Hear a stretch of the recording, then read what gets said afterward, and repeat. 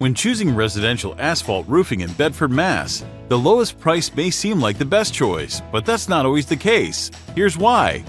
Opting for the cheapest offer may mean compromising on quality, leading to issues like leaks, damage, or premature wear. These problems could require costly repairs or even a complete roof replacement down the line. The key factors to consider are quality, professionalism, and peace of mind. Cheaper roofing companies might not uphold these values, resulting in unsatisfactory service. A good contractor should be transparent and respectful, keeping you informed throughout the process. At Solid State Construction, we prioritize these values above all else. We don't believe in aggressive sales tactics or subpar installation. Our team is rigorously trained to ensure top-notch service and installation.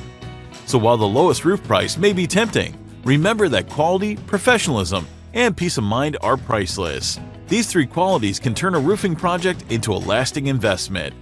For residential roofing needs in Bedford and Middlesex County, call us at 508-841-3928. Make a wise decision today to save unnecessary expenses tomorrow.